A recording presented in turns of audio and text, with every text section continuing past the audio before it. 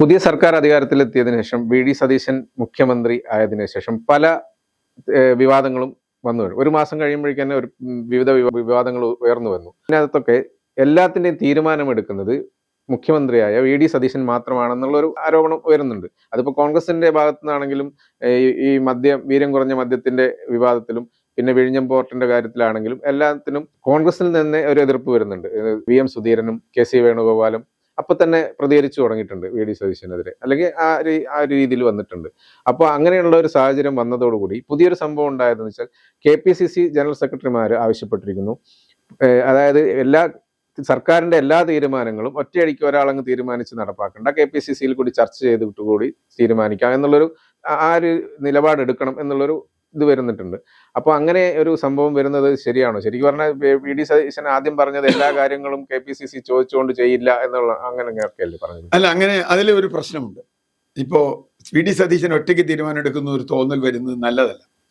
ഇതായിരുന്നു പിണറായി ഗവൺമെന്റിനെതിരെയുള്ള ഏറ്റവും വലിയ ആരോപണം. പിണറായി വിജയൻ ഒറ്റയ്ക്ക് തീരുമാനമെടുക്കുന്നു. ചിലരൊക്കെ കമന്റ് ചെയ്തിരുന്നു മുമ്പ് തന്നെ സതീശൻ ഒരു അര പിണറായിയാണ്, ഒരു അര പിണറായി ആയിട്ടുണ്ട്. പക്ഷെ അങ്ങനെ പോകാൻ കഴിയില്ല.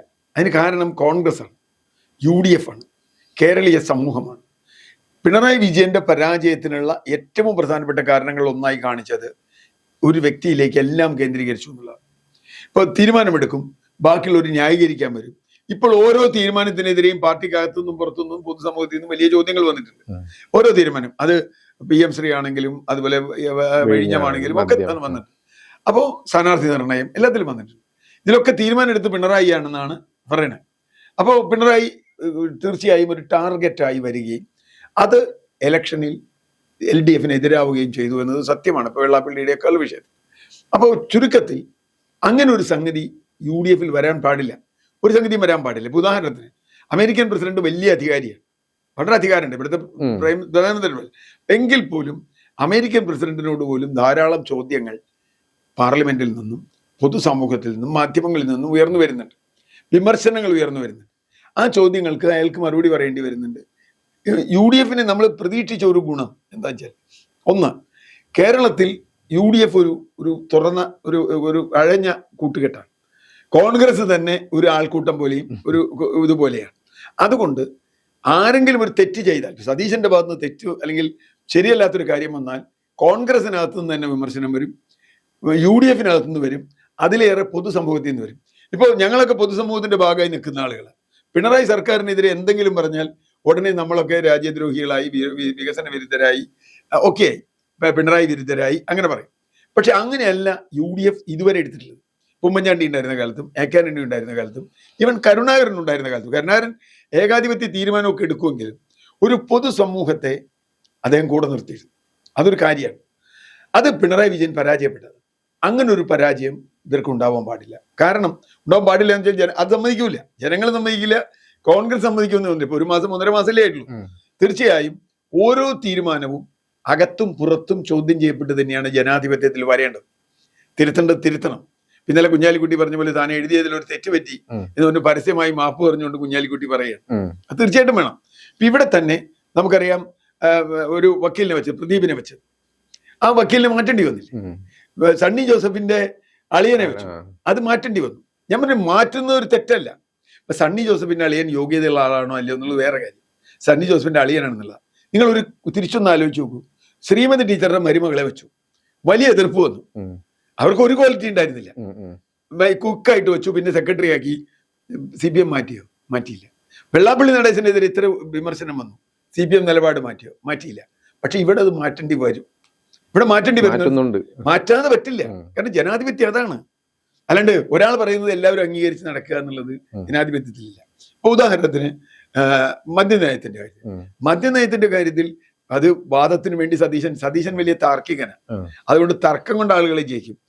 താത്വികമായി പറഞ്ഞ് ശരിയാണ്. ഇപ്പോ സതീശൻ എടുത്ത തീരുമാനം ഒരു പരിധി കഴിഞ്ഞപ്പോ ഇപ്പൊ ഏതാണ്ട് UDF അംഗീകരിച്ച മാതിരിയാണ് ഞാൻ കാണുന്നത്. ആദ്യ എതിർപ്പൊക്കെ കാരണം പിന്നെ സതീശൻ വളരെ കൃത്യമായിട്ട് വിശദീകരിച്ചു കൊടുക്കുന്നു.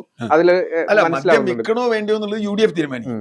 വിറ്റാൽ ടാക്സ് എത്രയാന്നുള്ളത് ധനമന്ത്രി തീരുമാനിക്കും. അതാണ്.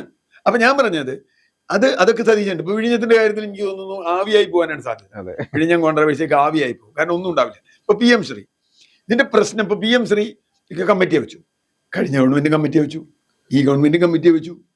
അപ്പോൾ അതെന്തുകൊണ്ടാണ് കമ്മിറ്റിയെ വെക്കേണ്ടി വന്നത് UDFന്റെ കോൺഗ്രസിന്റെ ഭാഗത്തു നിന്നുള്ള എതിർപ്പ് കൊണ്ടാണ്, പൊതുസമൂഹത്തിനാണ്.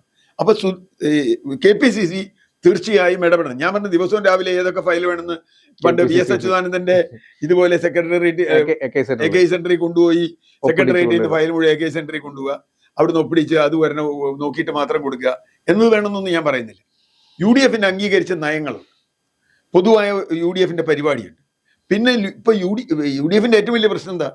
KPCക്ക് ഒരു പ്രസിഡന്റ് ഇല്ല, ഒരു ലൈസൺ കമ്മിറ്റി ഉണ്ടായിട്ടില്ല. ഒരു ലൈസൺ കമ്മിറ്റി, ഒരു ഏകോപന സമിതി വേണ്ടേ? ആ ഏകോപന സമിതി ഇതുവരെ ഉണ്ടായിട്ടില്ല.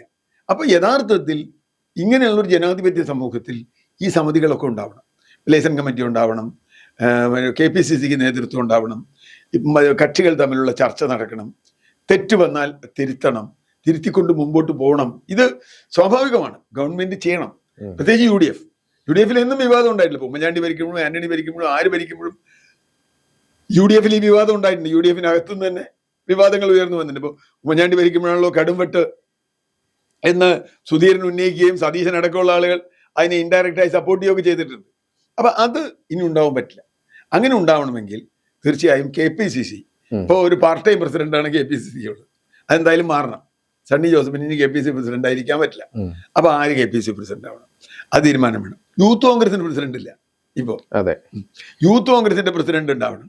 അങ്ങനെ സംഘടനാപരമായി ഇത് നിയന്ത്രിക്കപ്പെടും. ഞാൻ നിയന്ത്രിക്കപ്പെടുക എന്ന് പറഞ്ഞാൽ നേരത്തെ പറഞ്ഞതുപോലെ സതീശൻ എല്ലാ കാര്യവും രാവിലെ വിളിച്ച് KPCC പ്രസിഡന്റ് ഇത് ചെയ്തോട്ട് ഇവിടെ ഒപ്പിട്ടോട്ടെ എന്ന് ചോദിക്കലല്ല. അതൊരു ഒരു ഒരു മിനിമം പരിപാടിയുണ്ട്, ഒരു മിനിമം ലൈൻ ഉണ്ട്, നയങ്ങളുണ്ട്, അതനുസരിച്ച് പോകണം. അങ്ങനെ പോകുമ്പോൾ പാർട്ടികൾക്ക് കറക്ഷൻ, ഇന്റേണൽ കറക്ഷൻ, ചില ഇപ്പൊ മദ്യനയം ഉദാഹരണത്തിന് UDFൽ വെച്ചു വെച്ച് കഴിഞ്ഞാൽ മദ്യനയം വേണ്ട, UDFന്റെ സബ് കമ്മിറ്റി അല്ലെങ്കിൽ കമ്മിറ്റി വേണ്ടെന്ന് വെച്ചാൽ വേണ്ട, വിൽക്കണ്ട, പ്രശ്നമൊന്നുമില്ല. ടാക്സ് അവിടെ ഉണ്ട്, ടാക്സ് എന്തിനൂടാ, ടാക്സ് ഇട്ട് എല്ലാ സാധനം വിറ്റോളുന്നില്ല രാജ്യത്ത്. അങ്ങനെ ഒരു ഗുണമുണ്ട്. അതുപോലെ PM ശ്രീയിൽ ഇപ്പൊ എന്താ ചെയ്യാൻ പോണെന്ന് എനിക്കറിയില്ല. PM ശ്രീക്ക് ഇവരുടെ ഞാൻ കാണുന്നത് സതീശന്റെ ഏറ്റവും വലിയ അഡ്വാൻറ്റേജ് ഇതൊന്നുമല്ല, പ്രതിപക്ഷത്തിന് ഇതിനൊന്നും ചോദ്യം ചോദിക്കാനുള്ള യാതൊരു ധാർമ്മിക അവകാശമില്ല എന്നുള്ളതാണ്. ഒറ്റ മറുപടി കൊണ്ട് എല്ലാം നിങ്ങൾ ചെയ്തില്ലേ എന്ന് ഒറ്റ ചോദിച്ചു, പിന്നെ ആ വിഷയത്തെ കുറിച്ച് ചോദിക്കാൻ പറ്റില്ല. മറുവശത്ത് സതീശൻ ഞാൻ ഇപ്പോഴും കണക്കാക്കുന്നത് ജനാധിപത്യപരമായി UDFൽ ഒരു ചർച്ച വേണം. അത് മാത്രമല്ല, ഈ തെരഞ്ഞെടുപ്പിൽ UDFനെ ജയിപ്പിച്ചത് UDF മാത്രമല്ല, കേരളത്തിൽ ഒരു പൊതു സമൂഹമുണ്ട് എന്ന് സതീശൻ തന്നെ തിരിച്ചറിഞ്ഞിട്ടുണ്ടെന്ന് ഞാൻ മനസ്സിലാക്കുന്നു. കാരണം സതീശൻ തന്നെ പറഞ്ഞിട്ടുണ്ട്, CPM-കാരാണെന്ന് വിചാരിച്ചു നമ്മൾ അവരോട് പിണങ്ങരുത് ഇലക്ഷൻ കാലത്ത്. കാരണം അവരും ചിലപ്പോൾ നമുക്ക് വോട്ട് ചെയ്യുന്നവരാണ്. ഒരുപാട് CPM-കാർ UDFന് വോട്ട് ചെയ്തിട്ടുണ്ട്, ഒരുപാട് മറ്റു പാർട്ടിക്കാർ വോട്ട് ചെയ്തിട്ടുണ്ട്, ഒരുപാട് നിഷ്പക്ഷർ വോട്ട് ചെയ്തിട്ടുണ്ട്. എന്തുകൊണ്ടാണ്? പിണറായി വിജയന്റെ ഗവൺമെന്റിനെതിരായ ഒരു വികാരം ഇവിടെ വന്നിട്ടുണ്ട്. ആ അർത്ഥത്തിൽ ആ പൊതുസമൂഹത്തിനെയാണ് സതീശൻ ഏറ്റവും കൂടുതൽ ഭയക്കേണ്ടതെന്ന് ഞാൻ വിചാരിക്കുന്നു. ആ പൊതുസമൂഹം അങ്ങോട്ട് മാറിയാൽ ഈ ഇലക്ഷൻ റിസൾട്ട് തിരിച്ചു മാറാം. മാത്രമല്ല, ഇപ്പോഴൊരു കുഴപ്പം എന്താ വെച്ചാൽ CPM വളരെ വീക്കാണ്. ഇതുവരെ LDFന്റെ കമ്മിറ്റി കൂടാൻ കഴിഞ്ഞിട്ടില്ല. LDF കമ്മിറ്റി ഇതുവരെ കൂടിയിട്ടില്ല. 2 മാസം കഴിഞ്ഞു, ഇലക്ഷൻ കഴിഞ്ഞിട്ട് 2 മാസം കഴിഞ്ഞു, കൂടിയിട്ടില്ല. എന്താ കൂടാത്തത് എന്ന് വെച്ചാൽ പറ്റിയിട്ടില്ല. അപ്പൊ ഓരോ കാരണം പറയാണ്, അവിടെ വിമർശനങ്ങൾ, തോറ്റതിന്റെ കാരണങ്ങൾ. അത് മാത്രമല്ല, ഇപ്പൊ ഉപനേതാവ് വേണം, അങ്ങനെയുള്ള പ്രശ്നങ്ങളൊക്കെ ഉണ്ട്. അങ്ങനെ ഒരു ഘട്ടത്തിൽ അത് സതീശന്റെ ഗുണമായിട്ട് എടുക്കരുത്. കാരണം ഇവിടെ വേറൊരു പ്രതിപക്ഷവും കൂടി ഉണ്ട്, BJP ഉണ്ട്. 3 അംഗങ്ങൾ. ഇവരുടെ തല്ലിന്റെ അഡ്വാൻറ്റേജ് BJPക്ക് കിട്ടാതിരിക്കേണ്ട ഒരു ചുമതലയും കൂടി, അതൊരു കാര്യമുണ്ട്. BJPക്ക് കിട്ടാതിരിക്കേണ്ട ഒരു ചുമതലയും. ആ അർത്ഥത്തിൽ തീർച്ചയായും വളരെ ശ്രദ്ധയോടുകൂടിയ സതീശന് പോകാൻ പറ്റൂ. എടുത്തുചാട്ടങ്ങൾ വളരെ കുഴപ്പങ്ങൾ ഉണ്ടാക്കും, ചീത്തപ്പേരുണ്ടാക്കേണ്ട കാര്യമില്ല.